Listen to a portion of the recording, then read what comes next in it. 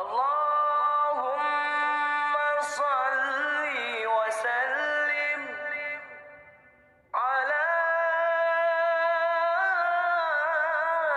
Sayyidina Muhammadin wa ala ali Sayyidina Muhammad.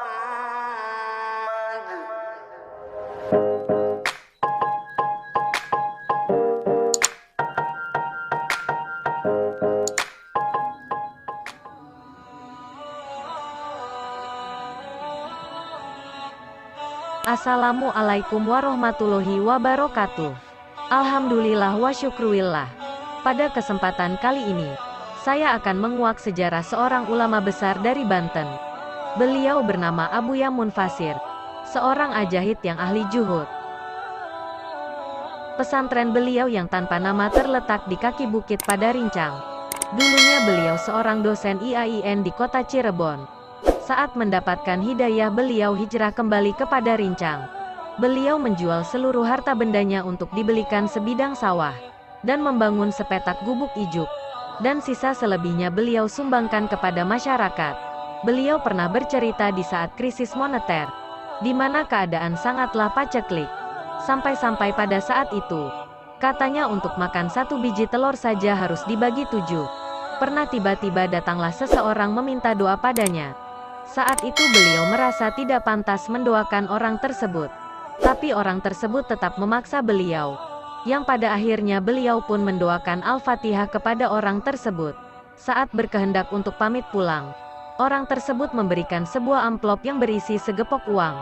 Sebulan kemudian orang tersebut kembali datang untuk meminta doa kembali dan menyerahkan amplop tebal seperti saat kemarin.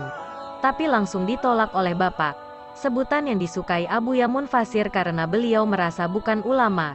Bapak bilang, nanti dulu uang kemarin saja sampai saat ini Bapak belum berani pakai. Itu uang apa? Dari mana? Sodakoh kok sebanyak itu? Kalau dari gaji bisa habis dong gajinya. Soalnya uang tersebut berjumlah 2,5 juta. Saat kejadian ini awal tahun 90, ketika Abuya menanyakan pertanyaan demikian, lalu orang tersebut menjawab bahwa dia mengerti hukum sodakoh yaitu 21/2%. Jadi uang tersebut adalah 21/2% dari gajinya. Setelah diselidiki ternyata orang tersebut adalah direktur utama sebuah perusahaan multinasional. Dan sampai saat ini orang tersebut selalu rutin meminta doa dan memberi uang sodakoh setiap bulan. Sampai-sampai tidak pernah absen. Di pesantrennya, Abuya Munfasir hanya menerima santri laki-laki, yang jumlahnya maksimal hanya 40 orang saja. Akan tetapi hingga saat ini, santri Abuya belum pernah mencapai 40 santri. Mungkin itu karena ada beberapa syarat yang harus dilewati setiap santri yang ingin berguru kepada beliau. Abuya menerapkan beberapa syarat untuk dapat mondok dan menuntut ilmu di tempatnya. Salah satunya dengan tidak diperbolehkannya membawa apapun.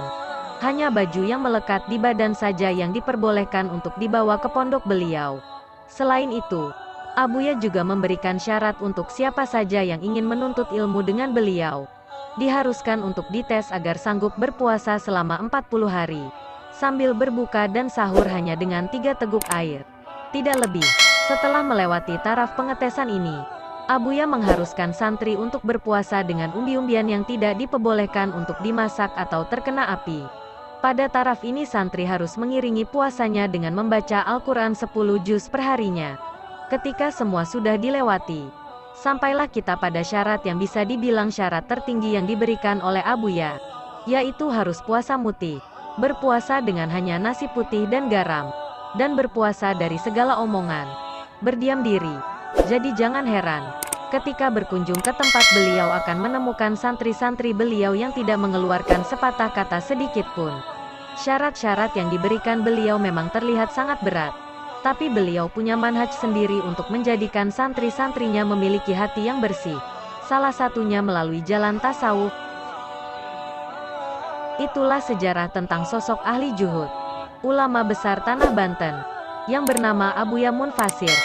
Semoga dengan meriwayatkannya beliau, kita semua mendapatkan keberkahan baik itu di dunia maupun di akhirat nanti. Akhirul kalam. Wassalamualaikum warahmatullahi wabarakatuh.